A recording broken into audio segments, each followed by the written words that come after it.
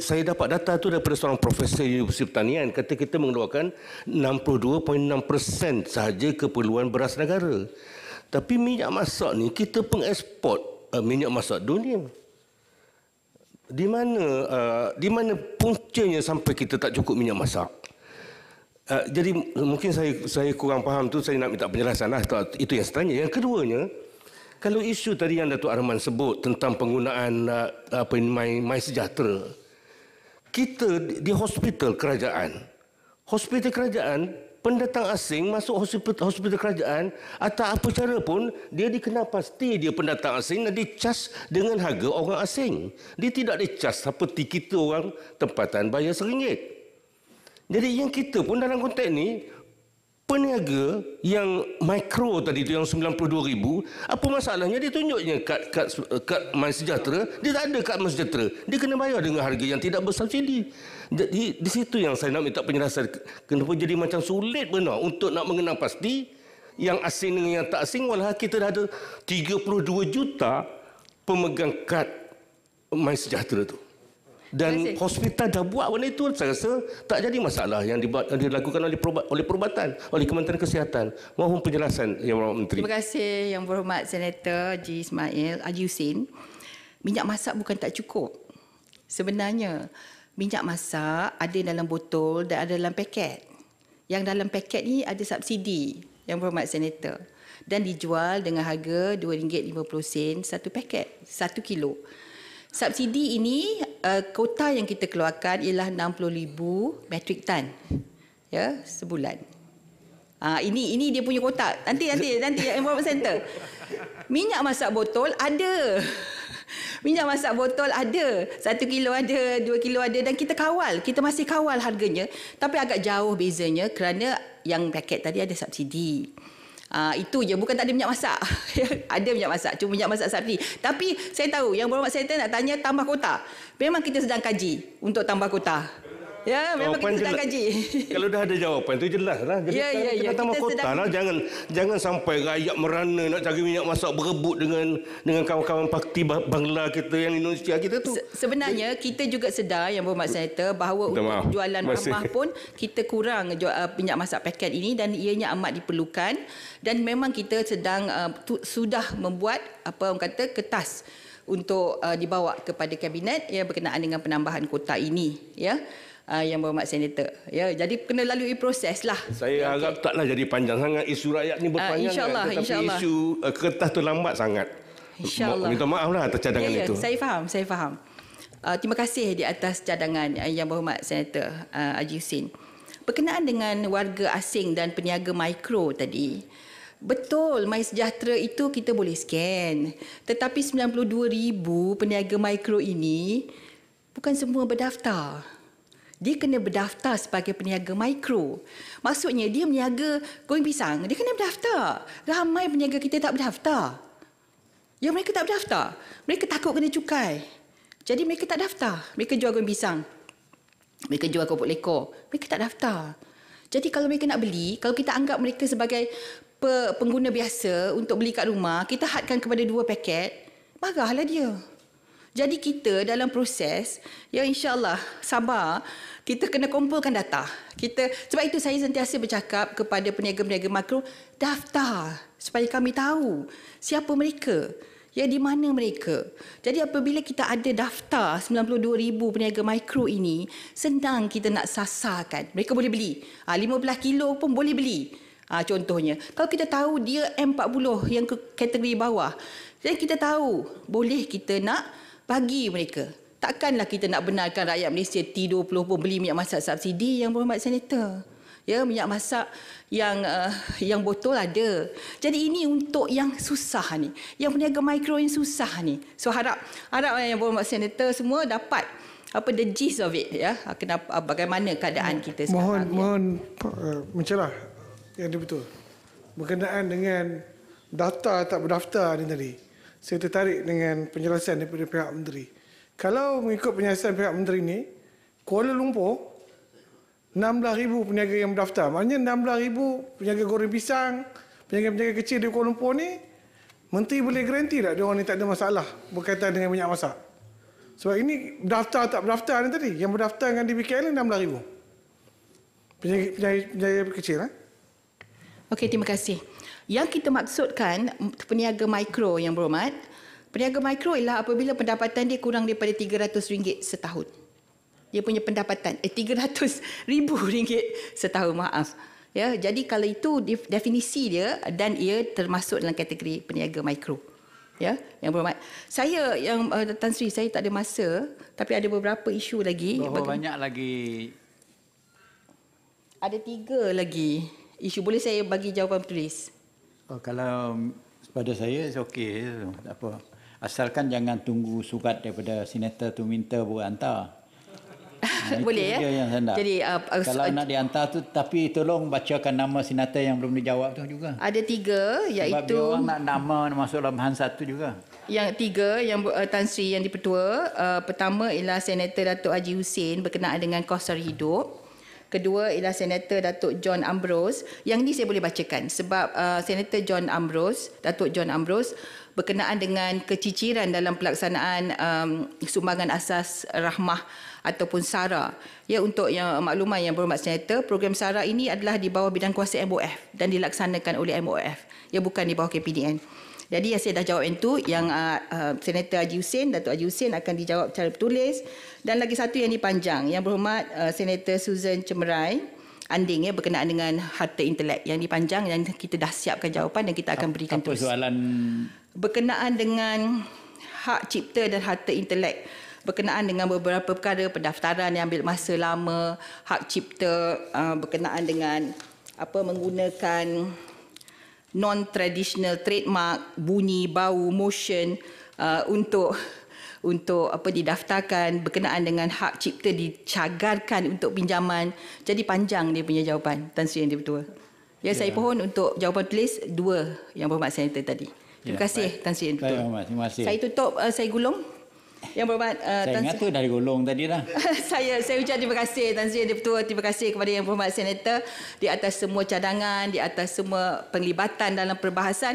Saya pohon juga Yang Berhormat Senator semua panjangkan kepada luar sana berkenaan dengan apa yang sedang dilakukan supaya kefahaman rakyat itu ada, dan saya pohon sangat-sangat supaya rakyat menyalurkan kepada saluran yang betul supaya KPDN boleh mengambil tindakan. Terima kasih Tan Sri Yang Dipertua. Terima kasih, Yang Berhormat. Belum ada soalan daripada saya tu tadi. Sebab saya dah lihat Menteri tunggu tu, jadi saya tak nak soal lagi. Jadi akhirnya saya menjemput Yang Berhormat Menteri Ekonomi. Itulah Yang Berhormat. Assalamualaikum warahmatullahi wabarakatuh dan salam sejahtera Tan Sri Yang Dipertua. Kajian separuh penggal Rancangan Malaysia ke-12 yang dibentangkan oleh Yang Amat Berhormat Perdana Menteri, alhamdulillah umumnya telah diterima baik oleh seluruh rakyat Malaysia secara keseluruhannya. Dalam pada itu, kerajaan juga telah menerima beberapa pandangan dan kritikan berkaitan dengan KSP RMK12 ini, dan terima kasih kepada semua. Terlebih dahulu, saya ingin mengucapkan penghargaan kepada kesemua 42 ahli yang berhormat senator yang telah menyertai perbahasan usul kajian separuh penggal Rancangan Malaysia ke-12 ini. Terima kasih kepada semua Yang Berhormat Menteri dan Timbalan Menteri yang telah selesai menggulung untuk kementerian masing-masing, dan insya-Allah saya akan memberi jawapan-jawapan kepada beberapa hal dasar yang khusus yang berkaitan dengan kementerian saya. Seramai 28 ahli Yang Berhormat Senator telah berbahas perkara-perkara dasar yang menyentuh secara langsung bidang dan tanggungjawab saya, merentasi isu-isu utama seperti berikut. Reformasi struktur ekonomi, soal KSP RMK12, banyak juga yang menyentuh mengenai peruntukan pembangunan, usaha kerajaan untuk membasmi kemiskinan, perancangan-perancangan pembangunan wilayah, dan ada juga yang menyentuh mengenai dengan izin Sustainable Development Goals dan juga Environment, Social and Governance. Jadi saya mohon izin Tan Sri Yang Dipertua supaya saya jawab dengan merangkumkan kerana kesemua 28 tadi sebenarnya menyentuh perkara-perkara dasar dalam 6 kategori tadi. Baik.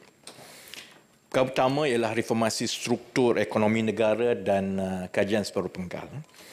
Sebanyak 7 ahli yang berhormat telah menyentuh perkara-perkara mengenai kedudukan dan struktur ekonomi negara, termasuklah soal pengukuhan fiskal, subsidi bersasar dan juga pengkalan data utama ataupun padu, pandangan-pandangan mengenai masalah gaji dan dasar gaji progresif, dan secara keseluruhannya bagaimana perkara-perkara struktur ekonomi ini ditangani di dalam KSP. Keseluruhan KSP dirangka untuk menangani cabaran-cabaran dalaman dan global yang dihadapi ekonomi negara agar negara terus berdaya saing dan limpahan ekonomi daripada pertumbuhan ekonomi negara itu sampai kepada rakyat. Pun begitu, di sebalik prestasi ekonomi mutakhir negara kita yang menunjukkan bahawa kita telah pulih daripada kesan ekonomi akibat COVID-19, kita juga perlu menerima hakikat bahawa ekonomi kita mempunyai masalah-masalah struktur yang akan mengurangkan kemampuan kita untuk bersaing dalam keadaan ekonomi global yang sangat mencabar. Kita adalah sebuah negara dagang yang secara relatifnya sebenarnya adalah bersaiz besar. Maka kita akan terus dipengaruhi oleh faktor-faktor luar selain dari kemampuan kita untuk bersaing dengan jiran-jiran kita di rantau ini. Oleh itu, keseluruhan dokumen kajian separuh penggal ini secara majoritinya memberi tumpuan untuk membangunkan dasar, tindakan, inisiatif dan ekosistem untuk menyelesaikan masalah-masalah struktur ekonomi ini agar ekonomi negara berada pada landasan yang betul untuk mencapai potensi sebenar negara. Saya boleh rangkumkan masalah-masalah struktur ini kepada 3 kategori utama. Pertama, untuk memperbaiki kedudukan fiskal negara yang terbeban akibat hutang yang tinggi. Kedua, untuk membina enjin-enjin pertumbuhan baru bernilai tinggi untuk meletakkan Malaysia sebagai peneraju ekonomi di rantau ini. Dan ketiga, untuk menaik taraf daya saing tenaga kerja kita agar bakat rakyat dapat menarik pelabur masuk, juga untuk membina industri-industri baru tadi dan seterusnya dapat meningkatkan tangga gaji rakyat secara keseluruhannya. Jadi Tan Sri Yang Dipertua, di dalam kajian separuh penggal, kerajaan telah membentangkan antaranya 17 anjakan-anjakan besar, iaitu strategi-strategi khusus untuk memperbaiki keupayaan kita mencapai sasaran-sasaran ini. Saya berterima kasih kepada ahli-ahli Dewan yang memberi pandangan mengenai subsidi bersasar, kerana ia adalah salah satu daripada anjakan besar yang diperlukan untuk membaiki kedudukan fiskal negara kita. Bagi tahun 2022, kerajaan menanggung subsidi pukal melebihi 80 bilion ringgit setahun, iaitu sekitar 27% dari keseluruhan belanja mengurus kerajaan. Secara rasional, kita semua sedar bahawa perbelanjaan ini lebih baik disasarkan kepada golongan yang benar-benar memerlukan agar lebih banyak peruntukan dapat digunakan untuk khidmat rakyat dan belanja-belanja pembangunan yang lain. Soalnya ialah bagaimanakah kaedah yang paling adil kepada rakyat dan juga untuk kita dapat mengimbangi kesan makro kepada ekonomi kita seperti inflasi. Jadi saya berterima kasih kepada semua ahli Dewan yang memberi perhatian khusus mengenai pangkalan data utama ataupun padu, iaitu mekanisme utama yang akan digunakan oleh kerajaan untuk menjayakan pelaksanaan dasar subsidi bersasar kerajaan.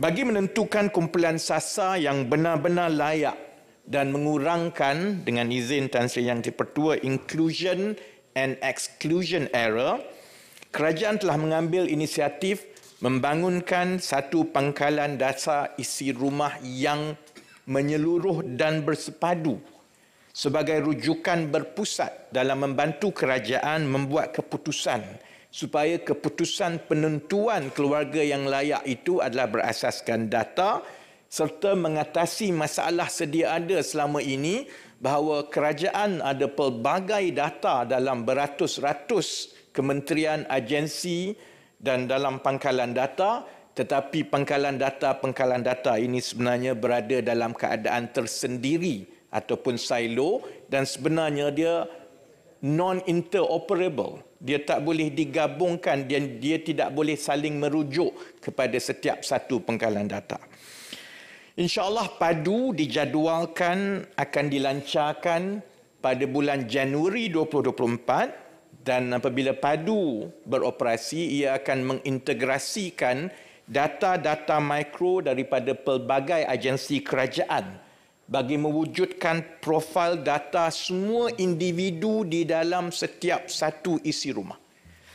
Dan sistem PADU ini juga selepas dilancarkan akan dibuka kepada rakyat untuk setiap rakyat Malaysia mengemaskinikan maklumat mereka. Bermula pada Januari hingga Mac 2024 dan selepas itu kerajaan akan pada masa serentak akan menjalankan proses untuk mengesahkan dan untuk kita lakukan semak silang supaya kita benar-benar dapat mengesahkan kelayakan seseorang itu untuk mendapat subsidi bersasar berasaskan kepada pendapatan boleh belanja bersih sesebuah isi rumah. Jadi ada perkara-perkara yang dibangkitkan oleh ahli dewan. Contohnya tentang aplikasi, tentang MySejahtera, tentang yang lain-lain. Sebenarnya kita memang ada semua data ni, Tan Sri Yang di-Pertua. Tapi kita tidak ada data yang menyeluruh terutama yang melibatkan tahap pendapatan dan perbelanjaan sesuatu isi rumah.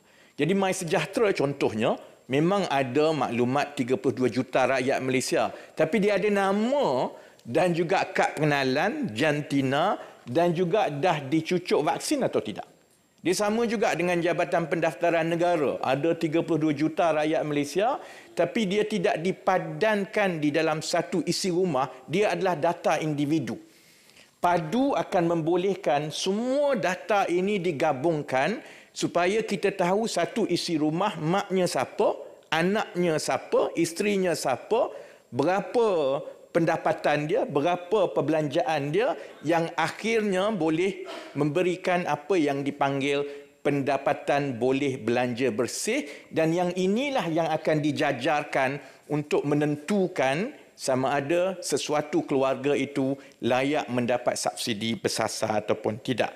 Jadi dengan pendekatan tersebut walaupun rumit kerana dia melibatkan beratus-ratus juta data daripada seluruh rakyat Malaysia, insya-Allah pelaksanaan PADU dijangka akan meminimumkan pertindanan dari segi pengagihan bantuan dan subsidi oleh pelbagai agensi kerajaan. Dan Yang di-Pertua, dengan masa yang pendek, saya berhajat untuk hanya menjawab soalan-soalan dan perkara-perkara yang dibawa oleh ahli dewan yang mengambil serta di dalam perbahasan. Bukannya ahli dewan yang hanya hadir hari ini tak timbulkan langsung, tak sentuh mengenai kementerian saya tetapi hanya bangun sekarang. Nak tanya beza sikit. Boleh Perbezaan. Ya. Boleh. Boleh. Boleh. Terima kasih. Jadi terima kasih YB Senator. Saya akan teruskan kerana YB Senator tidak bangun langsung dan tidak menyentuh langsung tentang urusan kementerian saya untuk berlaku adil kepada semua ahli dewan yang lain yang mengambil turut serta. Saya nak tanya sikit je, perbezaan. Sikit je. Perbezaan di antara data PADU dengan e-Kasih. Apa beza dia? Itu je saya nak tanya. Terima kasih. Baik, saya akan jawab selepas ini. Dia memang saya akan terangkan kenapa kerajaan perlu menghasilkan PADU berbanding dengan data-data sedia ada termasuklah e-Kasih. Baik. Yang Berhormat Yang di-Pertua, boleh senarai nama siapa yang telah pun terlibat dalam ucapan? Ataupun ini memang satu peraturan yang tak boleh soalan tambahan untuk sesi penjelasan daripada Ya, Menteri. untuk berlaku adil, saya boleh baca semua yang telah bercakap lah, tapi dia akan ambil masa lah, 10 minit kan. Untuk subsidi bersasar dan padu, Senator Datin Haji Harus Suryati, Senator Datuk Arman Azhar Abu Hanifah, Senator Tuan Aknan anak lelaki Tok, kemudian dasar gaji progresif pun mereka turut bercakap, termasuklah juga Datuk Seri Hajah Zurainah binti Musa, kemudian disambung oleh Senator Tan Sri Datuk Loh Kian Chuan. Saya boleh baca semua ni, Tan Sri. Jadi saya memang untuk berlaku adil dalam masa 40 minit itu supaya kita tumpu betul-betul kepada perkara-perkara dasar. Jadi kalau ada, insya-Allah yang ditimbulkan itu akan dijawab dan saya akan bagi laluan kepada anggota dewan yang memang mengambil bahagian ataupun menimbulkan perkara itu. Supaya begini ya, Mat. Yang baiknya biar kita dengar Menteri menjawab dulu. Kalau ada dalam jawapan Menteri itu tidak terjawab soalan-soalan yang telah dibangkit, bolehlah bangkit selepas itu. Maknanya kita tidak mencelah benda yang ada dalam jawapan dia. Setuju Tan Sri. Kalau tidak kita akan terherot dengan menjawab perkara-perkara yang memang akan dijawab pun. Baik. Saya kembali kepada padu tadi kan. Berdasarkan daripada data-data daripada padu ini insya-Allah penentuan kumpulan sasar akan lebih tepat dan memenuhi objektif pelaksanaan sesuatu dasar dan ini akan membantu kita mengatasi banyak perkara yang ditimbulkan selama ini, soal keciciran, dia pergi kepada orang bukan warga negara lah yang sepatutnya pergi kepada kumpulan A tapi diherotkan sampai kepada kumpulan yang lain-lain. Jadi seperti yang saya tegaskan tadi, kriteria dalam menentukan kumpulan sasar akan dilihat daripada pelbagai aspek termasuk pendapatan, bilangan isi rumah dan juga tanggungan, lokaliti dan jarak ke tempat kerja serta pemilikan aset seperti rumah, kenderaan dan tanah. Supaya kita tak berulang lagi yang orang kata orang T20 kereta 5 tapi dapat subsidi daripada kerajaan untuk RON 95. InsyaAllah melalui kaedah ini, kerajaan tidak lagi menumpukan kepada kumpulan pendapatan tertentu seperti B40 seperti sebelum ini. Tetapi lebih melihat kepada kewajaran pemberian bantuan berdasarkan kriteria yang ditetapkan. Selain itu, insyaAllah data ini juga adalah mirip kepada real time. Maksudnya kalau data anak-anak bersekolah, bila data itu dikemaskini di Kementerian Pendidikan ataupun di Kementerian Pendidikan Tinggi, perkara itu juga akan dikemaskini di dalam padu supaya kita menyelesaikan perkara-perkara yang mana data-data ini tidak dikemaskini, orang yang telah meninggal pun kadang-kadang masih lagi ada dalam senarai kerajaan dan terus dapat bantuan. Jadi insya-Allah perkara ini kita akan laksanakan pada jadual masa yang agak mencabar kepada kerajaan. Kita buat keputusan, kita perlukan pangkalan data ini dahulu. Soal nak pakai sistem mana, kad ke, app ke, yang itu boleh diselesaikan dengan lebih mudah sebenarnya kerana punca keciciran itu ialah jika kita tidak mempunyai satu pangkalan data yang betul-betul lengkap. Jadi sebab itu kita ambil masa dan insya-Allah pasukan-pasukan daripada DOSM, daripada Mampu, daripada MOF, daripada Kementerian Ekonomi sedang bertungkus lumus dan insya-Allah kita boleh buka kepada rakyat untuk pengesahan bermula Januari 2024. Saya akan kembali kepada soalan Senator Datuk Razali tadi tentang e-kasih apabila saya menyentuh tentang pembasmian kemiskinan. Kerana pembasmian kemiskinan itu dia sangat berkait rapat dengan soal e-kasih dan juga ada kena dengan padu. Buat masa sekarang kita bergerak kepada soal struktur ekonomi yang seterusnya iaitu gaji. Juga ada disentuh oleh beberapa ahli dewan yang turut serta dan anjakan mengenai gaji ini juga ialah anjakan yang besar yang dibawa oleh kerajaan di dalam kajian separuh penggal ini. Kerana kita tak mahu jadi negara sahaja berpendapatan tinggi tetapi rakyatnya tidak berpendapatan tinggi. Sebab itu kerajaan telah meluluskan dasar gaji progresif yang akan memperuntukkan sejumlah dana kerajaan setiap tahun. Sama Tan Sri seperti mana kita peruntukkan wang untuk bina bangunan, untuk buat lapangan terbang, kerajaan perpaduan ini telah mengambil keputusan bahawa kita perlu campur tangan terus di dalam soal gaji rakyat Malaysia kerana data menunjukkan bahawa gaji kita tidak meningkat pada kadar yang sewajarnya berbanding dengan kenaikan kos sara hidup. Dan peruntukan itu datang daripada kerajaan tiap-tiap tahun. Dan untuk kita pastikan perkara ini boleh membuat anjakan kepada tangga gaji rakyat mengikut sasaran kerajaan. Sebab itu kita perlu wujudkan satu ekosistem yang mampan mengenai penggajian di sektor swasta untuk menaikkan gaji rakyat secara berkala dari satu tahun ke satu tahun. Dasar gaji progresif ini insya-Allah akan menjadi pelengkap kepada dasar gaji minimum yang sedia ada dan juga sistem upah yang dikaitkan dengan produktiviti ataupun PLWS. Bezanya begini, apabila kerajaan dan pentadbiran sebelum ini memperkenalkan gaji minimum ini hanya terpakai kepada pekerja-pekerja bawahan yang tidak berkemahiran. Apabila dilaksanakan di negara-negara lain, pengalamannya ialah apabila gaji paling bawah itu ditetapkan pada paras tertentu, majikan menaikkan gaji yang ke atas itu secara setara untuk membezakan di antara pekerja berkemahiran rendah, separa kemahiran dan tinggi. Dekat Malaysia dia tak jadi macam tu. Dia sebenarnya menarik ke bawah. Setakat ini data yang kita keluarkan. Sebab itu kita keluarkan data upah rakyat setiap suku tahun berdasarkan gaji setiap rakyat yang ada di KWSP, di EPF, di Jabatan Akauntan Negara, dan data itu secara jelas menunjukkan bahawa untuk 2-3 tahun kebelakangan ini gaji terutamanya pekerja-pekerja yang memulakan pekerjaan sama ada graduate ataupun entry level, dia sebenarnya terherot semakin ke bawah. Dan pandangan kita ialah kerana gaji minimum itu kalau tidak berhati-hati digunakan sebagai ukuran penanda aras bawah. Kalau atas sahaja gaji minimum dah kira okey.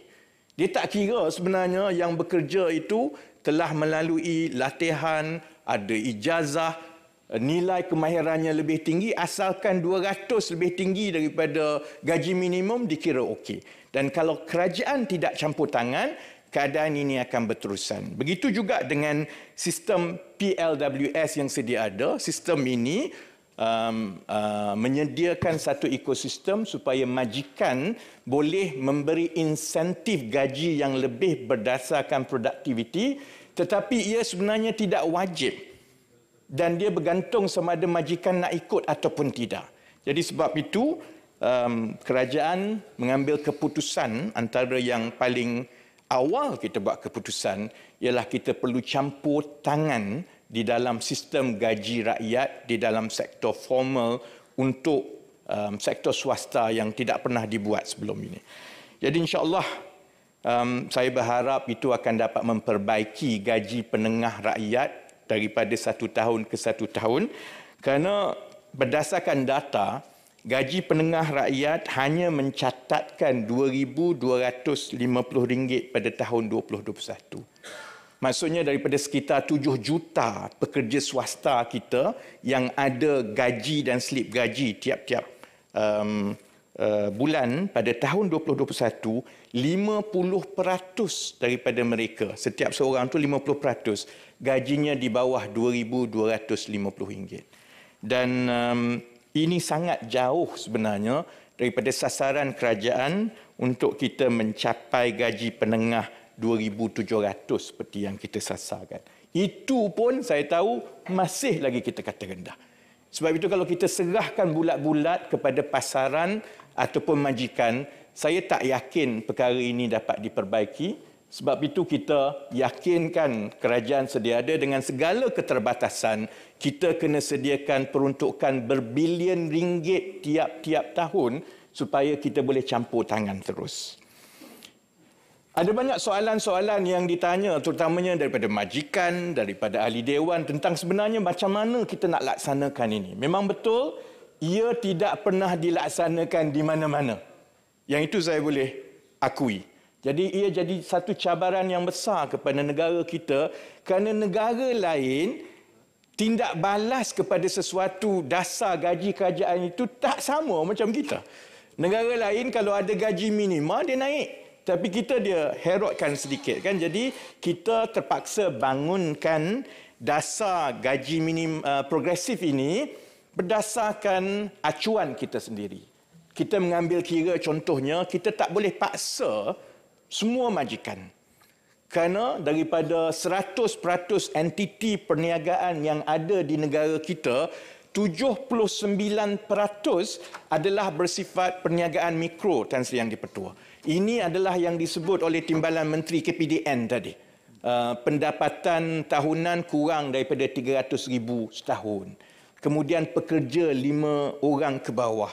Dan sebahagian besar daripada mereka adalah di dalam sektor dengan izin F&B, yang gerai, yang restoran. Kalau kita paksa, maka daripada kita nak menaikkan gaji, mereka akan tutup kedai, gulung tikar. Jadi sebab itu, dengan peruntukan yang ada, kerajaan mengambil pendekatan bahawa dasar gaji progresif ini perlulah bersifat sukarela. Dia mestilah berteraskan insentif dan ia perlu terkait dengan produktiviti supaya ada pertanggungjawaban di antara majikan dan juga di antara pekerja. Dasar ini tidak bersifat mandatori bagi membolehkan majikan diberikan masa yang mencukupi dan dapat menyesuaikan pelan perniagaan sebelum menyertai dasar ini, memandangkan majikan akan mengalami peningkatan kos buruh apabila menaikkan gaji pekerja. Cuma kita berharap apabila dasar ini dilaksana dengan lebih meluas, ia akan mewujudkan pasaran bakat yang lebih cekap. Majikan-majikan tahu bahawa majikan yang tidak mahu membayar gaji mengikut kerangka dasar gaji progresif, mereka akan diketepikan oleh bakat-bakat pekerja yang ada. Maka itu akan menghasilkan pasaran bakat yang lebih baik dan itu akhirnya insya-Allah akan menjadi satu dengan izin Tan Sri Yang di-Pertua push factor supaya dia akan melonjakkan seberapa banyak majikan untuk turut serta dan mula membayar mengikut kerangka gaji progresif yang ditetapkan oleh kerajaan. Saya tak ada jam Tan Sri Yang di-Pertua kan, saya bercakap sampai pukul 7 nanti. Free flow kan? Pukul. Yang itu saya tanya Tan Sri, saya tak tanya ahli dewan. Saya masa macam mana ni Tan Sri? Sebenarnya dia orang Yang Hormat Menteri, sebenarnya dia orang mengantuk sikit. Itulah dia, saya biar bercakap sikit-sikit lah. Okay. Adalah sikit, jangan dekat sangat dengan Dewan Rakyat tu. Tapi okay. Adalah bunyi dia. InsyaAllah. Jadi saya sebab selalunya ada jam, hari ni tak ada jam. Tak apa, saya sebenarnya membiarkan Menteri sebab ini menggulung yang terakhir. Okey. InsyaAllah saya kena tengok yang kat situ lah. InsyaAllah tak sampai pukul 6. Kita nak. Kalau saya boleh minta Tan Sri Yang di-Pertua dalam 20 minit lebih saja lagi. Bolehlah. Dan, Saya pun ada urusan juga lepas ni. Baik, kita kembali kepada dasar gaji progresif. Jadi kepada majikan, insya-Allah majikan akan menerima insentif berbentuk tunai yang akan disalurkan setelah majikan mengemukakan dokumen berkaitan sebagai bukti telah memenuhi keperluan dasar ini. Dia kena naikkan gaji dulu, kemudian tunjukkan bukti, itu baru boleh bayar. Dia bukan kerajaan akan bagi insentif bulat-bulat kan. Dan insentif berbentuk tunai ini adalah penting bagi menggalakkan majikan untuk menyertai dasar ini, terutamanya dalam kalangan perusahawan mikro, kecil dan sederhana. Dan insya-Allah oleh kerana peruntukan itu ditentukan oleh kerajaan, maka ia dapat mengimbangkan beban kewangan kerajaan juga, kerana insya-Allah dia akan dilaksanakan atas dasar dengan izin Tan Sri first come first served. Mana yang memohon dan dia menepati syarat, dia akan dapat. Siapa tak dapat kerana kuota itu telah dipenuhi berdasarkan peruntukan yang kerajaan telah bagi untuk tahun itu, dia kena tunggu tahun depan. Dasar ini juga insya-Allah terkait dengan produktiviti. Dalam hal ini, pekerja diwajibkan untuk menghadiri latihan peningkatan kemahiran yang diiktiraf oleh kerajaan. Kerana pekerja dia tahu untuk dia mendapat tangga gaji tambahan yang lebih tinggi, maka dia perlu kekal di dalam daftar gaji progresif. Tapi untuk terus kekal di dalam daftar gaji progresif itu, mereka perlu memenuhi syarat-syarat latihan supaya bukan sahaja dia meningkatkan bakat dan kebolehpasaran mereka, bakat itu dan latihan itu akan boleh membantu mereka meningkatkan produktiviti di tempat kerja. Jadi itu akan mengimbangi keperluan gaji yang lebih baik kepada pekerja, tetapi juga untuk berlaku adil kepada majikan supaya majikan juga dapat manfaat daripada produktiviti yang lebih baik. Peruntukan bagi melaksanakan dasar ini adalah bergantung kepada kemampuan kewangan kerajaan. Kerana kita telah melalui banyak dasar-dasar sebelum ini yang mulanya dengan peruntukan yang sedikit, tetapi dia terus membesar sehinggalah dia menjadi beban kewangan yang besar kepada kerajaan. Kita berbincang panjang tentang soal subsidi dan seperti yang saya sentuh awal tadi, dia dah sampai ke peringkat yang dia jadi beban besar. Jadi bila kita merangka dasar gaji progresif ini, yang penting ialah peruntukan itu dikawal oleh kerajaan supaya kalau ada lebih, kita bagi lebih. Kalau kita perlu hadkan pada kadar-kadar tertentu, kita hadkan, dan sudah tentu kita nak daripada 1 tahun ke 1 tahun, itu akan terus memberi manfaat kepada lebih banyak orang, tetapi pada masa yang sama perlulah diseimbangkan dengan kedudukan kewangan kerajaan. Tan Sri Yang di-Pertua, kerajaan insya-Allah akan membentangkan kertas putih cadangan pelaksanaan dasar gaji progresif ini dalam sidang Dewan Rakyat yang akan datang, insya-Allah. Dan mekanismenya akan diterangkan dengan lebih jelas lagi supaya kita perlukan penglibatan dan juga cadangan-cadangan daripada semua pihak pemegang taruh. Bukan saja Dewan Rakyat, Dewan Negara, tetapi juga rakyat dan majikan. Kerana saya sebut tadi, ini adalah satu perkara yang betul-betul mencabar dan kita perlu rancang dengan teratur supaya kita boleh mula bangunkan satu kerangka dasar gaji yang membantu kita untuk mencapai sasaran bahagian pampasan pekerja untuk mencapai 45% daripada KDNK dalam tempoh 10 tahun. Kita sekarang ni ada dekat 32% saja.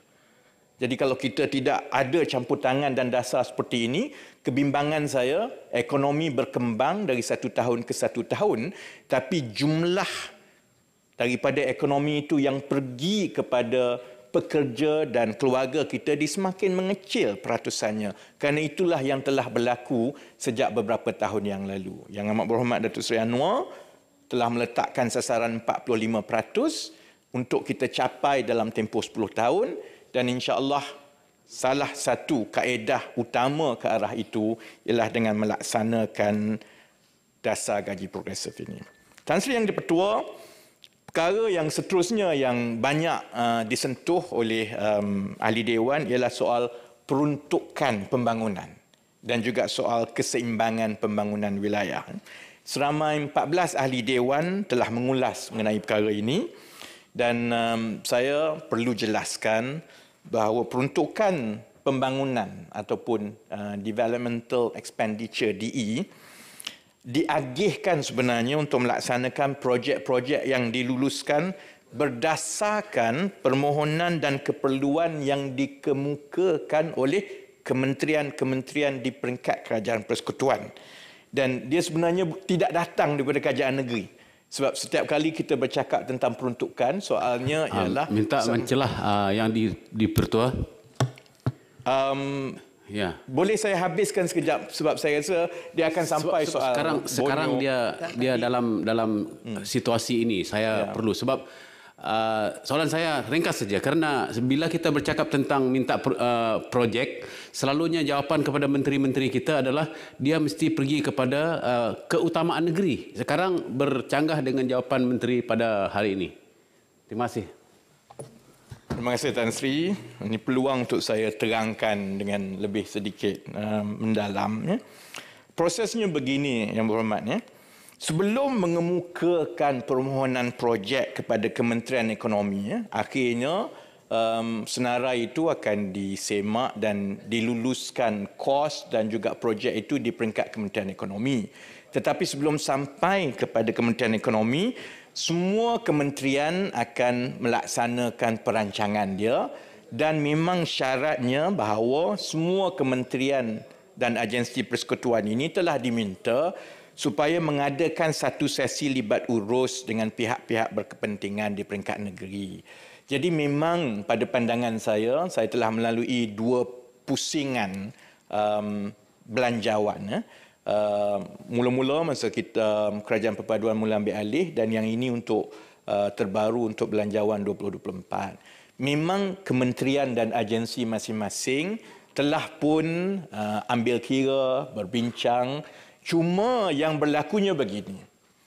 Kementerian masing-masing ada senarai seluruh negara. Kalau ambil contoh Kementerian Kerja Raya, semua jalan-jalan yang perlu dibina atau dibaiki ini ada di seluruh negara. Jadi senarainya itu cukup panjang dan mereka perlu mengagihkan mengikut keutamaan dan juga supaya berlaku adil dengan seberapa yang baik kepada semua negeri. Sedangkan negeri-negeri pula, apabila mereka melihat kepada kawasan mereka, mereka juga ada senarai keutamaan masing-masing. Jadi mungkin senarai keutamaan negeri ada 10 yang dipohon kepada Kementerian Kerja Raya. Tapi bukan semua 10 yang boleh diberikan. Mungkin 3 sahaja, 2 sahaja. Dan perkara ini adalah perkara biasa yang berlaku dari satu tahun ke satu tahun. Perkara itu bila sampai ke peringkat Kementerian Ekonomi, kita menggunakan beberapa landasan untuk kita memastikan agihan perbelanjaan itu berlaku seadil yang mungkin kepada negeri-negeri. Jadi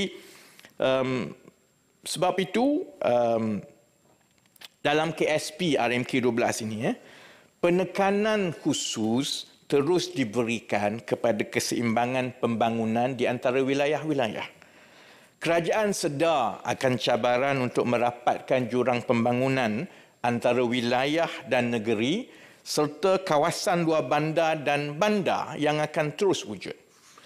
Usaha untuk merapatkan jurang pembangunan ini adalah satu usaha yang berterusan, yang sentiasa akan menjadi keutamaan kerajaan selagi mana kesenjangan di antara wilayah-wilayah ini akan berlaku.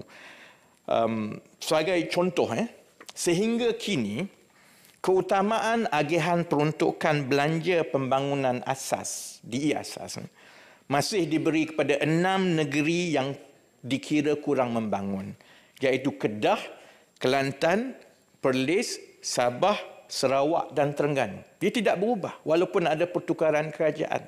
Kerana pandangan saya sendiri sebagai menteri yang bertanggungjawab ialah dasar adalah dasar. Dan perkara ini akan berterusan. Walaupun begitu, contohnya, kita juga kena lihat dan semak dari semasa ke semasa. Kerana bila dasar itu telah dibuat begitu dan kita teruskan, kita juga kena berlaku adil kepada 3 negeri yang pada pandangan saya menjadi negeri tengah ni. Dia bukan atas, dia bukan yang menjadi penjana pertumbuhan ekonomi yang paling atas, dia juga bukan negeri terbawah, dia negeri tersekat di tengah-tengah, iaitu Negeri Sembilan, Melaka dan Perak.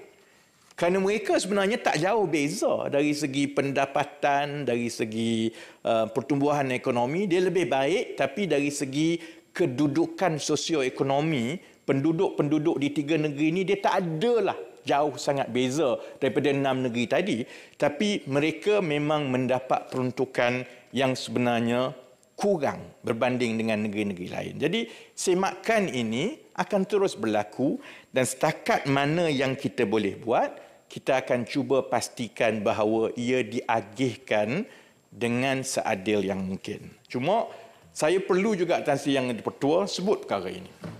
Bahawa sementara kerajaan persekutuan kekal pada pendekatan begini, apa pun perancangan kerajaan persekutuan ini tidak akan dapat tercapai tanpa sokongan daripada kerajaan-kerajaan negeri.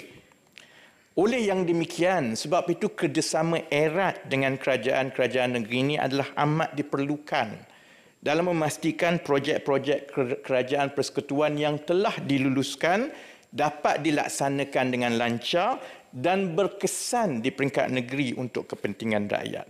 Sebab pandangan saya begitu mudah. Jika negeri-negeri pembangkang sekarang ini terus mendapat pendekatan, terus mengambil pendekatan yang kadang-kadang tidak seiring dengan perancangan kerajaan persekutuan, ia sangatlah merugikan wang rakyat. Kerana kerajaan persekutuan telah pun memperuntukkan perbelanjaan yang paling besar kepada negeri-negeri di bawah pentadbiran pembangkang ini.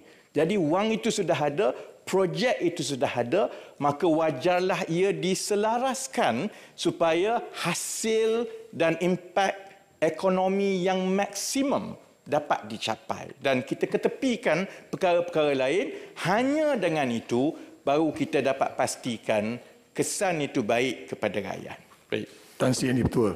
Saya kalau boleh saya nak teruskan. Jauh ni negeri pembangkang menteri kita sebut. dapat keputusan tadi. Sungguh habis menteri itu akan jawab soalan. Ya. Nak tanya kejap dia lupa bimbang. Sebab negeri pembangkang disebut Terengganu. Takkan lupa. Saya tak lupa. Okey, terutamanya saya tak lupa siapa yang tak bangkit berbahas sebelum ini. Itu saya tak lupa. Sebab disebut Terengganu negeri pembangkang, negeri yang miskin. Saya nak tanya dia, apa menteri benchmark menteri yang mengatakan negeri Terengganu ni miskin dan tak boleh bagi peruntukan yang besar nak bandingkan negeri Sembilan. Itu maksud saya nya. Takut menteri terlajak. Ini tak ada terlajak, Ahmad. Terlajak. Okey, saya nak bagi penjelasan ni. Kadang-kadang kita dalam perbahasan, apabila satu-satu perkara kita bahas, dah berlalu perkara ini, nak bangkit lagi apabila menteri dah berpindah kepada satu perkara lain, kadang-kadang kita kata itu dah habis ni. Tapi sekali ini kita dah bagi tahu tadi, biar menteri jawab dulu. Jadi tak ada subject matter pun akan terlepas. Mana boleh dia masih disoal. Silakan. Terima kasih Tan Sri. Saya sentuh sedikit yang Senator Datuk Razali sebut tadi. Ukuran ialah kita melihat kepada pertumbuhan ekonomi. Kita melihat kepada saiz ekonomi. Kita melihat kepada pendapatan isi rumah purata di negeri-negeri tersebut. Dan berdasarkan angka-angka ini, sebab itu kita ada senarai contohnya ekonomi terbesar, ekonomi yang paling pesat, gaji dan pendapatan isi rumah, dan inilah yang digunakan untuk dijadikan sebagai landasan dan kayu ukur. Sebab itu contohnya negeri Terengganu, negeri Kelantan, negeri Kedah, yang ini saya rasa kita sedia maklumlah pendapatannya lebih rendah dan pekerjaannya bentuknya lebih rendah. Jadi ini yang digunakan untuk mengukur dan mengkategorikan negeri mana yang berada di atas dan negeri mana yang berada di bawah. Baik, Tan Sri Yang Dipertua, saya sambung supaya kita kekal untuk kalau boleh habis dalam 10 minit lagi. Kan? Soal peruntukan tadi saya wajar maklumkan kepada Dewan pecahan-pecahan peruntukan kepada 6 negeri ini dari tahun 2021 hingga 2023. Untuk tahun 2021, 6 negeri tersebut mendapat 13.5 bilion ringgit. Dan itu adalah separuh, 50% daripada peruntukan pembangunan kerajaan. 2022 dia kekal naik lagi daripada 13 bilion kepada 15 bilion. Dan apabila kerajaan perpaduan ambil alih, naik lagi kepada 17 bilion. Jadi saya harap ini mematikanlah segala polemik yang berkaitan dengan peruntukan ini supaya masing-masing bidang kuasa kerajaan negeri tumpu kepada bidang kuasa kerajaan negeri. Setiap negeri-negeri boleh bersaing masing-masing mentadbir dengan terbaik dan saya boleh bagi jaminan bahawa kita akan kekal dengan dasar yang kita telah buat ini. Yang kita nak pastikan ialah setiap RM1 yang dibelanjakan di negeri-negeri yang diberi tumpuan ini, hasilnya itu berbaloi kerana RM1 itu diambil daripada negeri-negeri yang lain. Dan itu keputusan yang saya terpaksa tanggung. Sama ada saya nak bagi lebih kepada Perak ke Negeri Sembilan ke Melaka ke Selangor, itu keputusan yang saya tanggung tiap-tiap tahun. Saya berdoa supaya peruntukan ini yang memang telah dilebihkan disambut dengan baik di 6 negeri ini supaya kita boleh melihat keadaan sosioekonomi rakyat di negeri-negeri ini naik meningkat seperti yang dirancang dengan pelaburan-pelaburan kerajaan ini. Mengenai Sabah dan Sarawak, strategi dan inisiatif bagi Sabah dan Sarawak ini disebut secara khusus di dalam KSP dalam bab 5. Walaupun kita tidak ada senarai projek khusus untuk Sabah dan Sarawak, tak ada senarai projek yang khusus untuk Labuan, sebab ada ahli dewan yang menimbulkan soal apakah Labuan dipinggirkan. Saya nak maklumkan bahawa pembangunan di wilayah Persekutuan Labuan itu sebenarnya tetap menjadi sebahagian daripada keutamaan, dan selain daripada peruntukan-peruntukan yang sedia ada, sebenarnya Labuan ini juga termasuk di dalam BIM niaga, iaitu Brunei, Indonesia, Malaysia, Philippines, East Asian Growth, dan ada projek-projek khusus pun yang dibangunkan melalui inisiatif BIM niaga ini di Labuan, termasuklah dadang solar, termasuklah juga projek naik taraf pelupusan sampah, naik taraf lampu dan sebagainya. Tetapi saya sedia maklum bahawa sebenarnya masih banyak yang perlu dibuat untuk Labuan. Dan insya-Allah perkara itu akan terus diberi perhatian supaya kita tidak timbul isu bahawa peruntukan yang lebih pergi kepada Sabah tetapi terhenti daripada disampai ke Labuan. Sedangkan Labuan itu selalu dilihat sebagai begitu rapat ekonominya dengan Sabah. Tuan Sri Yang Di-Pertua, bahagian terakhir. Bahagian terakhir ini ialah soal kemiskinan. Ada banyak ahli dewan yang memberikan masa yang secukupnya berbahas mengenai kemiskinan. Ada sebenarnya 5 ahli dewan yang membangkitkan soal isu kemiskinan ini. Itu yang saya nak kembali kepada soal ikasih dan padu dan soal pengkalan data yang ditimbulkan awal-awal tadi.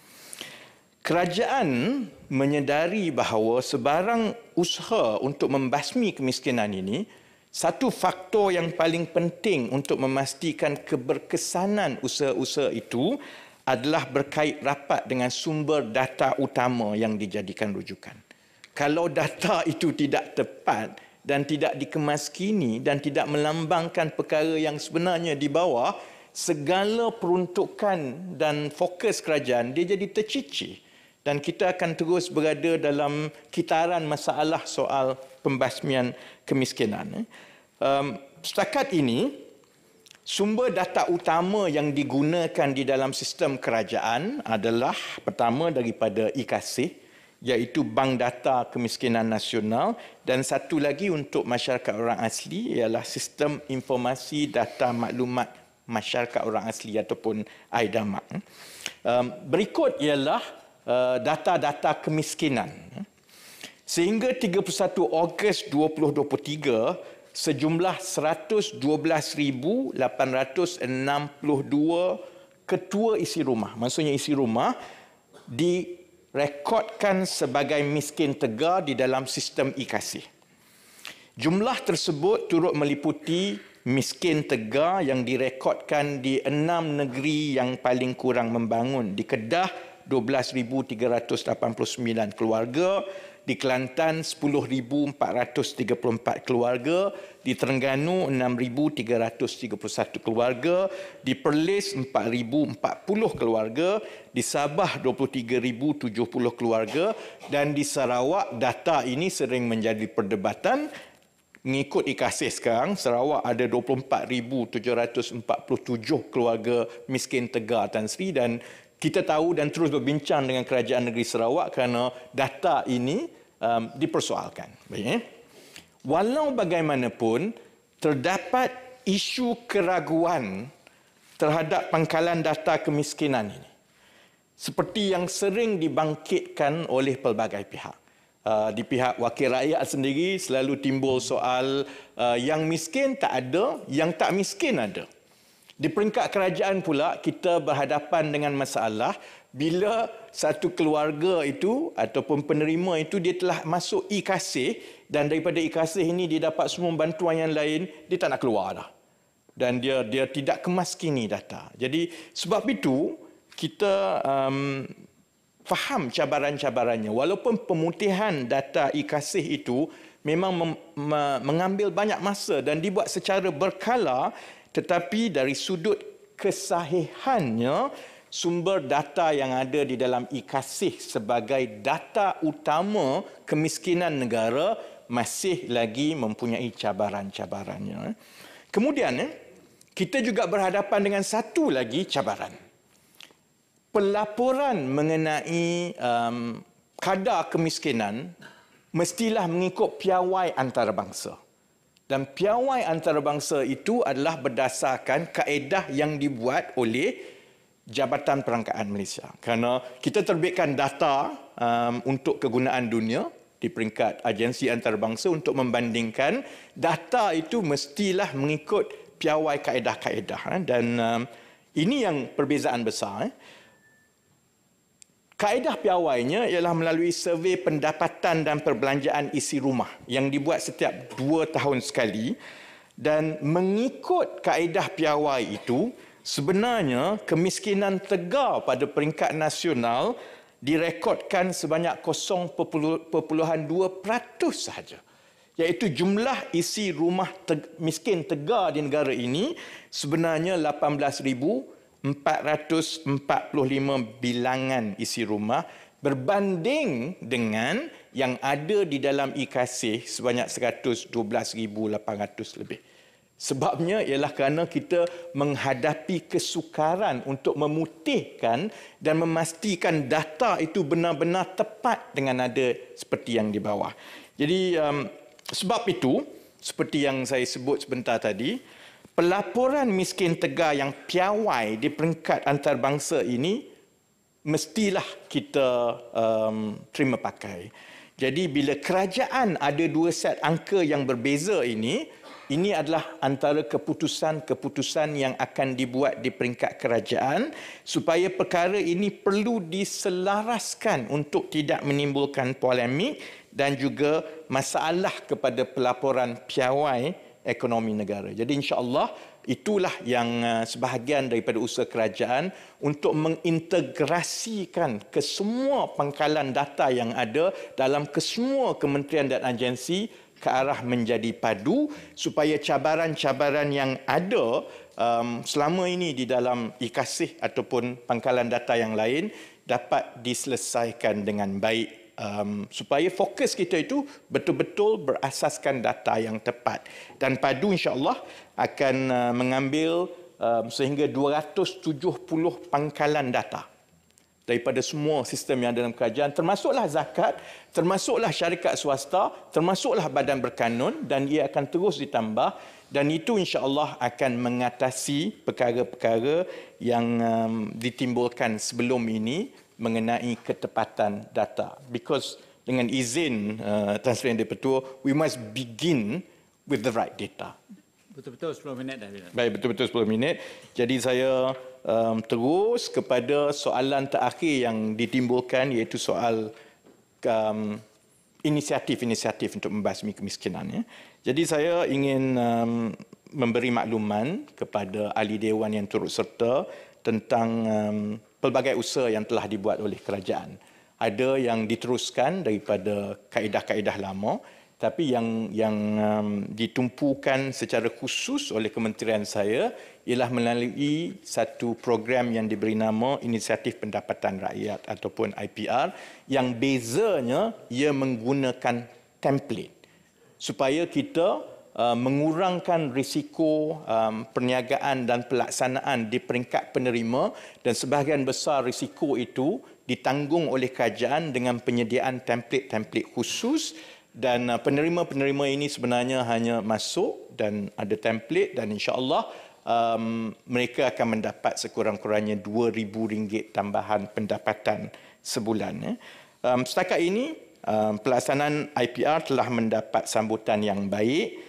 Sehingga 14 September 2023, sejumlah 124,623 permohonan telah diterima, dan daripada keseluruhan permohonan itu setelah disemak silang untuk menentukan kelayakan, sejumlah 45,631 individu sekarang ini berada dalam senarai yang menunggu mendapat tempat di dalam program ini untuk dipadankan dengan salah satu daripada 3 inisiatif ini. Dan 3 inisiatif rintis tersebut termasuklah Inisiatif Usahawan Tani ataupun INTAN, Inisiatif Usahawan Makanan ataupun INSAN, dan Inisiatif Operator Perkhidmatan ataupun IKSAN. Dan pelaksanaan IPR ini turut memberi tumpuan di 6 negeri yang kurang membangun tadi, termasuklah program-program INTAN berskala besar yang melibatkan tanah sekurang-kurangnya 100,000 ekar di negeri-negeri kurang membangun tadi, termasuklah di Setiu Terengganu sekarang sedang dilaksanakan, di Kota Marudu dan di Kinabatangan Sabah, di Cuping Perlis dan juga di Bukit Tangga Kedah. Kalau saya boleh terus untuk saya gulung dan tutup Tan Sri Yang di-Pertua, kalau ada maklumat yang berkaitan secara terperinci mengenai penerima dan sebagainya, yang itu saya boleh bekalkan secara bertulis. Tan Sri Yang di-Pertua, setakat ini dahulu penjelasan saya. Saya ucap terima kasih kepada semua kementerian dan agensi yang telah turut serta, yang telah menggulung. Terima kasih kepada kesemua kepimpinan dan kekitangan Kementerian Ekonomi yang telah mengusahakan kajian separuh penggal ini, dan terima kasih kepada semua ahli dewan. Boleh saya mencelah? Boleh. Kalau ada celahan. Ladies first ke? Ada 3 orang kan? Okey, terima kasih Yang Berhormat Menteri. Your explanation dengan izin very clear, very precise. Tetapi yang saya seronok tengok bila Yang Berhormat Menteri menjawab dengan senyuman, tak lepas senyuman tu. Jadi alhamdulillah, syukur. Jadi kami di Dewan Negara ni, bila kami bertanya Yang Berhormat Menteri, kami ni bertanya dengan berhemah. Diajar oleh Yang di-Pertua Dewan Negara, ya, dan diingatkan selalu supaya bertanya dengan hemah. Jadi insya-Allah Yang Berhormat Menteri pun akan menjawab secara berhemah, insya-Allah. Saya ada 3 soalan Yang Berhormat Menteri, ya. Short ones. I've written it down. Saya menyambut baik semua usaha mereformasikan ekonomi kami. Saya ingin tahu, bolehkah saya mohon butiran bagaimana Kementerian Ekonomi akan menstrukturkan semula ekosistem insentif dan pelepasan cukai untuk menggalakkan pelaburan domestik dan tidak hanya mengutamakan pelaburan asing yang pulangannya tidak berapa jelas. Itu yang pertama. Yang kedua, bagaimanakah pihak kementerian akan memastikan syarikat majikan yang mendapat faedah gaji progresif ini bukannya syarikat yang memang sudah membayar gaji yang tinggi kepada pekerja mereka? I come from the corporate sector, Yang Berhormat Menteri, ya, dengan izin Yang di-Pertuan. Contoh, ya, di KL banyak syarikat besar memang membayar gaji tinggi dan gaji daripada gaji minima. So how are you going to curb that and look at that, dengan izin? Yang ketiga dan terakhir, saya juga ingin memohon pandangan YB sama ada kementerian boleh mempertimbangkan cadangan yang saya bangkitkan berkaitan the CEO pay disclosure ratio, dengan izin, dan juga salary transparency law. A lot of majikan akan marah dengan saya lah sekarang ni. But bagi saya dengan adanya perkara ini, ia akan membenarkan market forces dengan izin untuk meningkatkan lagi gaji rakyat kita. Terima kasih. Assalamualaikum. Tan Sri, saya jawab satu-satu dengan cepat. 3 soalan tadi. Soalan yang pertama ialah tentang dasar, insentif dan sebagainya. Tanggungjawab fiskal itu sebenarnya berada di bawah Kementerian Kewangan. Dan tetapi dasar makro yang menyeluruh dan soal pertumbuhan dan penggalakan pelaburan domestik ini dia juga berkaitan dengan ekosistem. Perkara itu dibincangkan di M10. Jadi insya-Allah buat masa sekarang memang tumpuan kita ialah kepada tumpuan kami di Kementerian Ekonomi ialah kepada 3 masalah struktur ekonomi yang saya sebut tadi, soal fiskal, kemudian soal enjin pertumbuhan baru dan kemudian soal bakat. Tetapi saya tahu bahawa Kementerian Kewangan pun menumpukan kepada langkah-langkah khusus untuk menggalakkan pelaburan domestik. Saya yakin itu akan dibawa dari satu semasa ke semasa. Soalan kedua tentang bagaimana kita nak memastikan supaya syarikat-syarikat besar ini dia tidak, yalah, dengan izin Tan Sri, take a free ride dengan wang rakyat. Sebab itu dia dikhususkan kepada SME. Maksudnya hanya syarikat-syarikat yang mematuhi syarat-syarat yang kerajaan telah tetapkan, kerana fokusnya ialah kepada SME terlebih dahulu. Kerana kita tahu memang MNC dan sebagainya ini, mereka memang sudah membayar dan mampu membayar. Malah inilah juga yang menyebabkan masalah di dalam ekonomi kita, kerana pekerja yang baik daripada SME itu akan dicolek oleh syarikat yang lebih besar ini dengan tawaran gaji. Jadi kalau perkara ini berterusan, dia sebenarnya akan membawa kesan yang besar kepada ekonomi kita, kerana sebahagian besar ekonomi kita ini adalah SME. Jadi SME ini perlu diperkasakan dengan bakat yang lebih baik untuk mereka membina lagi SME ini, kan. Dan soalan yang ketiga berkaitan dengan disclosure, soal gaji CEO dan sebagainya. Itu adalah syaratnya, iaitu untuk mematuhi dan layak menjadi majikan yang mendapat manfaat daripada gaji progresif. Ada 3 kriteria utama. Pertama ialah gaji permulaan. Gaji permulaan yang mematuhi syarat tertentu layak berada dalam dasar gaji progresif. Yang kedua ialah kadar kenaikan gaji tahunan.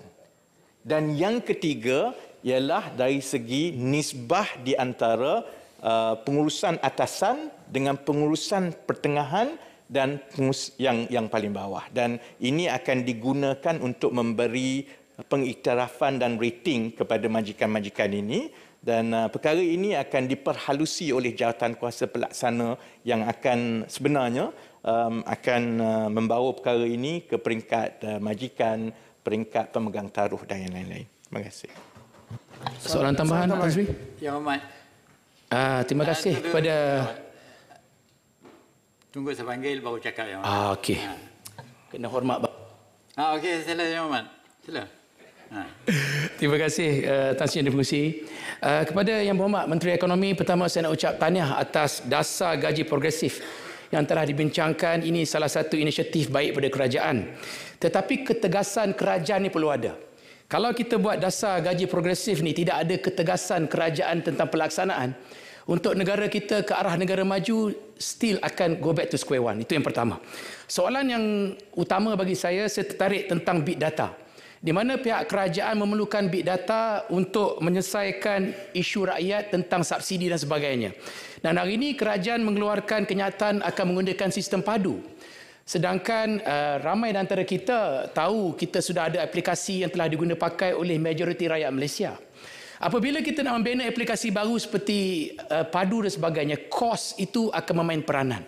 Kenapa pihak kerajaan tidak mengambil inisiatif untuk membuat enhancement kepada sistem aplikasi MySejahtera yang telah dimuat turunkan oleh majoriti rakyat Malaysia, seterusnya boleh menyelesaikan kos dan juga duit rakyat itu sendiri. Kerana hari ini kita menjadi persoalan bila kita nak buat aplikasi baru, kita perlu perbelanjaan tinggi. Kedua, bagi saya untuk pembudayaan minda rakyat Malaysia ni, bila nak suruh mereka download aplikasi baru, saya rasa bukan satu perkara mudah. Sedangkan kita dah ada aplikasi yang telah dimuat turunkan. Jadi bagi saya, pihak kerajaan perlu mengambil satu inisiatif mempunyai sistem big data yang penuh untuk penggunaan masa hadapan. Sebab jangan nanti bila tukar kerajaan, sistem baru. Jadi tidak menyelesaikan masalah isu big data. Jadi saya rasa synchronization atau enhancement kepada satu sistem amat penting untuk kita melangkah ke arah negara maju. Jadi saya mohon Menteri Ekonomi Yang Berhormat Rafizi yang segak dan sentiasa senyum memberikan penjelasan yang jelas. Terima kasih. Yang Berhormat, jangan jawab dulu. Saya minta dua ni jawab soalan dulu. Minta Yang Berhormat soalannya dengan ringkas. Okey. Ya. Saya juga satu, Tan Sri, saya juga satu. 1, 2, 3. Okey. Tan Sri Yang Dipertua, saya ada berucap mengenai REE. Yang mana saya mencadangkan badan, agensi atau JLC ditubuhkan oleh kerajaan. Saya mencadangkan pada pihak kerajaan pada hari ini, letaklah kementerian yang sesuai sebenarnya menyelesaikan masalah REE ini adalah Menteri Ekonomi ini, Kementerian Ekonomi. Kerana dia boleh koordinat dengan semua negeri-negeri supaya tempoh masa untuk kita buat rundingan tu pendek dan hasilnya cepat. Saya rasa saya cadangkan bagi kepada diorang. Kerajaan yang ada ditimbangkan. Baik, itu saja. Yang Berhormat. Sila. Terima kasih Tan Sri Yang Dipertua. Saya ingin menyentuh tentang, saya tertarik dengan enjin. Soal saya, Berhormat. Ya. Supaya dia tahu enjin pertumbuhan ekonomi negara, iaitu berkaitan dengan infrastruktur. So saya mohonlah supaya infrastruktur yang kita sebutkan di dalam perbahasan kita akan dilaksanakan dengan adil lah, dan ada kaitan juga dengan keutamaan negeri ini tadi. Dan kita melihat supaya kerajaan juga menyemak keutamaan negeri itu sama ada benar-benar keutamaan, sebab ada di kalangan kita wilayah ataupun kawasan daerah-daerah kita ni kadang-kadang kita tak puas hati kerana daerah kita ni tak dimaju-majukan. Kita minta seolah-olah ada juga kerajaan negeri yang tidak mau dengar kita punya permintaan. Ini saya mohon pertimbangan Menteri Ekonomi. Okey, terima kasih. Last. Terima kasih. Saya terus ke soalan. Pergi soalan. Nak minta Yang Berhormat Menteri dedahkan senarai 247 bekalan data yang dijadikan rujukan kepada sistem padu, nombor 1. Nombor 2, 247 bekalan data ini siapa operatornya? Yang kedua. Yang ketiga, sejauh mana keterjaminan data peribadi daripada padu? Terima kasih. Yang Berhormat. Kalau 27 nak dah baca Yang Berhormat sampai 27 malam. Terima kasih Tan Sri. Saya jawab dengan cepat. Tadi Senator Dato' Arman tanya tentang satu ialah tentang penguatkuasaan soal gaji progresif dan sebagainya. Saya kira majikan pun sebenarnya rakyat. Dan majikan pun pada pandangan saya sebagaimana yang mereka mampu, mereka juga mahu membayar gaji yang baik kepada pekerja-pekerja kerana gaji yang baik akan menghasilkan pekerja yang produktif. Tapi ada kekangan-kekangan tertentu. Jadi sebab itu buat masa sekarang kita perlu mengimbangi di antara keperluan menaikkan gaji dengan kemampuan syarikat-syarikat kerana kita telah pun melalui proses ini semasa pengenalan gaji minima. Walaupun kerajaan bagi arahan kena gaji minima, tapi dia akan ada satu kumpulan besar yang datang dan beritahu kalau kami laksanakan maka kami tutup kedai. Jadi sebab itu saya ingat kita perlu sesuaikan dari satu masa ke satu masa, dan saya berharap bila kerajaan peruntukan berbilion itu bukti keikhlasan yang boleh memujuk lebih banyak majikan untuk turut serta di dalam dasar ini.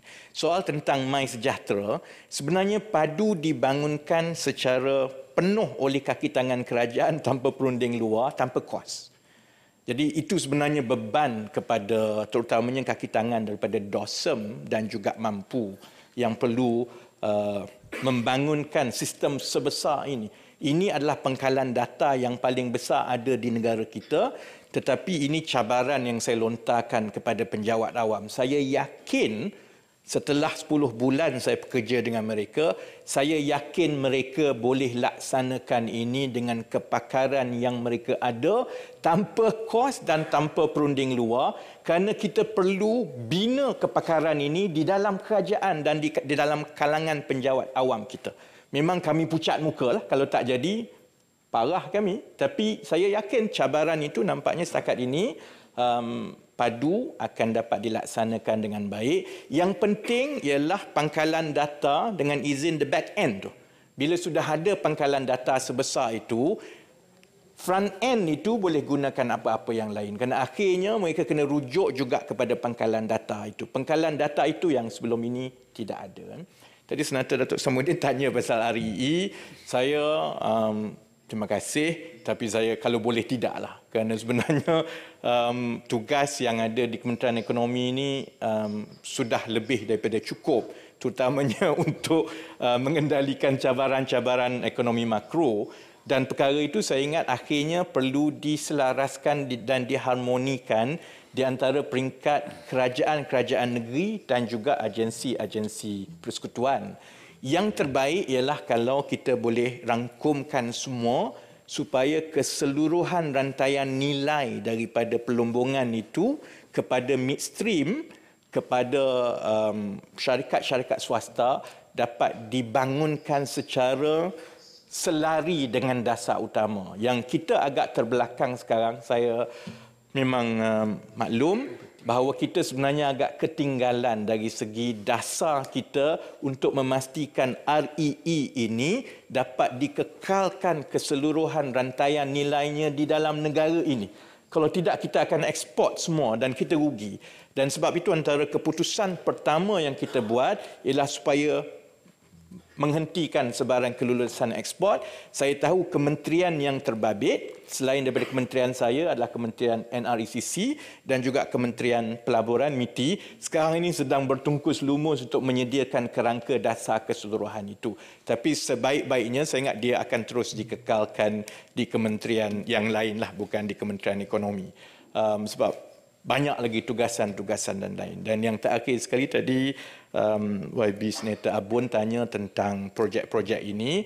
Projek yang berbentuk DE besar seperti jalan, hospital dan sebagainya itu memang diharmonikan sebaik yang mungkin di antara kerajaan negeri, kementerian terbabit dan Kementerian Ekonomi. Tapi saya faham juga untuk negeri-negeri seperti Sarawak, Sabah contohnya, keperluan infrastruktur kecil di pedalaman itu berbeza dengan yang ada di Semenanjung. Kerana jalannya pun tak ada dan airnya pun kadang-kadang tak ada. Sebab itu di peringkat Kementerian Ekonomi kita melancarkan inisiatif kemudahan rakyat. Supaya rakyat sendiri, penjawat awam, wakil rakyat, sesiapa pun boleh turut sama terus memohon kepada kementerian dan kami boleh luluskan terus dan kami akan minta pihak berkuasa yang berwajib di kawasan itu mengambil peruntukan itu dan laksanakan secepat mungkin. Itu setakat ini saya lihat telah membantu terutamanya di Sabah dan di Sarawak dalam mempercepatkan pembinaan projek-projek kecil berbanding dengan kaedah sebelum ini yang rakyat kena bawa kepada pegawai kena bawa ke satu peringkat. Sekarang ini dia boleh terus, tapi sudah tentu dia juga bergantung kepada kemampuan untuk dilaksanakan di peringkat pihak berkuasa masing-masing. Soalan-soalan daripada Yang Berhormat Senator Datuk Razali tadi, kalau saya nak baca semua 247 tu dia panjang lah. Jadi perkara ini akan tunggu 2-3 bulan akan datang. Kalau perlukan jawapan bertulis pun kita boleh bagi jawapan bertulis. Dan yang saya boleh sebut begini, dia sebenarnya setiap agensi dan kementerian kita masing-masing ada pangkalan data. Kementerian Pendidikan ada, Pendidikan Tinggi ada, IKASih ada, Aidama ada. Semua ini beratus-ratus. Semua ini digabungkan dan termasuk juga badan-badan berkanun seperti KWSP, Perkeso, termasuk juga lembaga-lembaga zakat, termasuk juga pembekal-pembekal utility seperti TNB seperti syarikat-syarikat air, kerana kita nak membina keseluruhan data mengenai setiap isi rumah. Soal tentang keselamatan keselamatan data itu, secara praktis industri cyber security ini, sebab itu juga kenapa kerajaan mengambil keputusan untuk mewujudkan padu. Kerana bila pangkalan data ini ada di banyak tempat, kepakaran cyber security itu yang sebenarnya memerlukan kepakaran yang lebih tinggi daripada kejuruteraan perisian biasa, kepakaran itu tidak dapat dipusatkan. Dalam keadaan negara kita, pakar-pakar cyber security ini tidak ramai.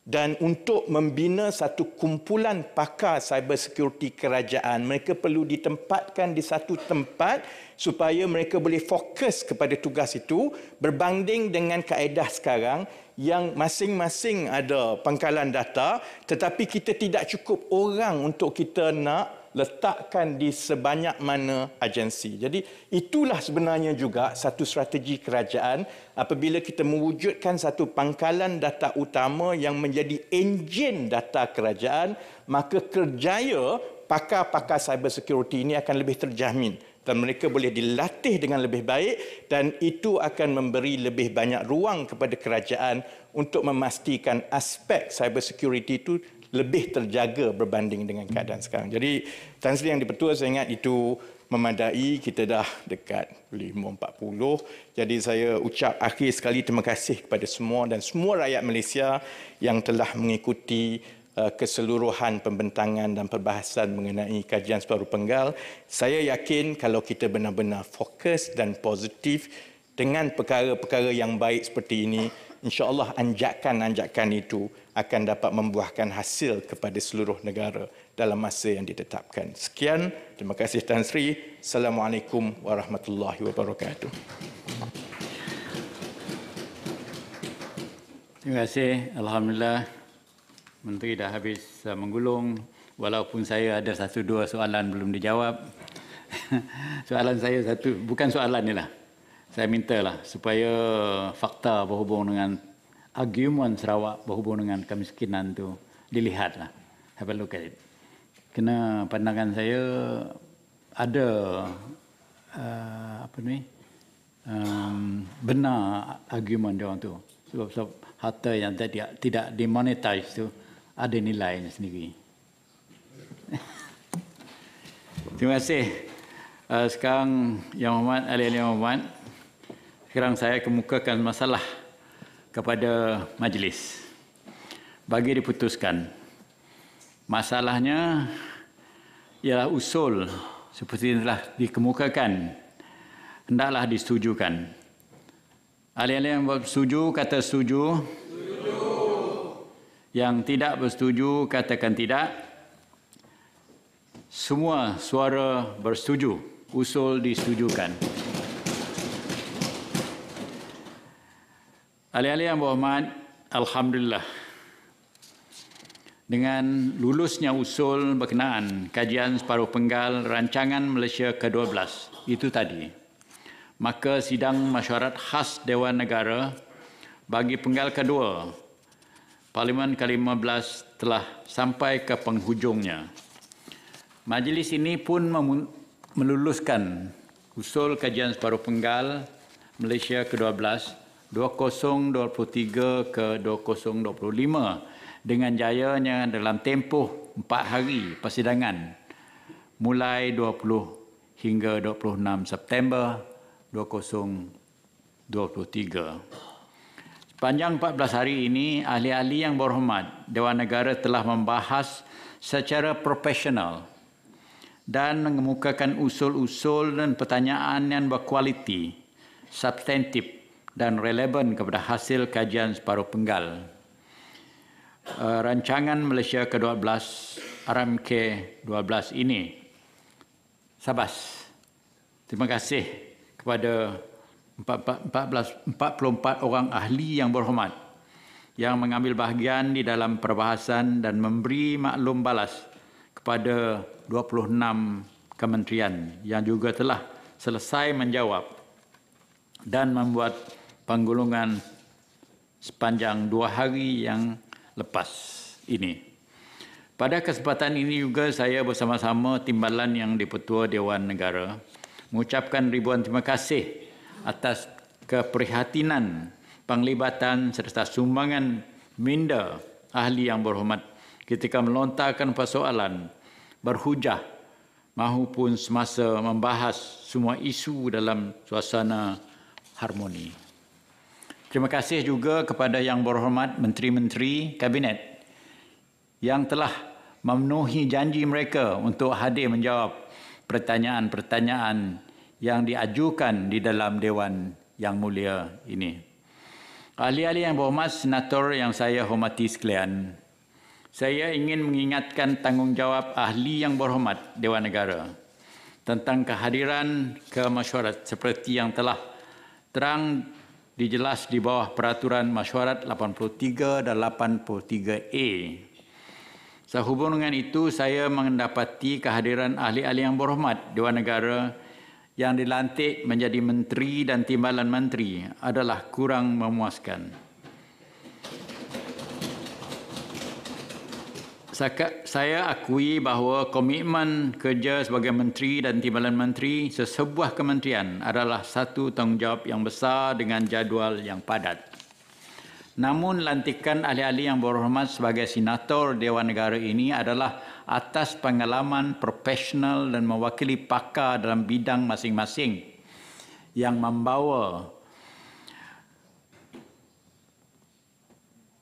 tanggungjawab untuk memberikan input badan semak dan imbang bukan sahaja kepada badan eksekutif tetapi juga kepada Dewan Rakyat. Ahli-ahli yang berhormat sebagai senator di Dewan Negara ini juga adalah merupakan platform pertama yang membawa kepada jawatan sebagai anggota pentadbiran kerajaan. Samping itu, kehadiran pegawai-pegawai kementerian jabatan agensi kerajaan di dalam Dewan semasa sesi perbahasan juga haruslah ditilik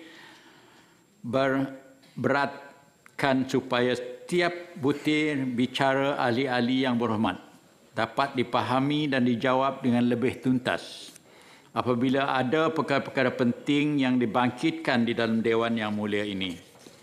Selain itu, diharapkan agar yang berhormat menteri-menteri supaya dapat hadir lebih kerap, tidak hanya mewakili timbalan menteri untuk menjawab bagi pihak kementerian pada sesi penggulungan dan sesi jawab lisan pada persidangan yang akan datang. Ahli-ahli yang berhormat, senator dan hadirin yang saya hormati sekalian, tepukan tangan itu menunjukkan apa yang saya sebut sini dapat sokongan Dewan.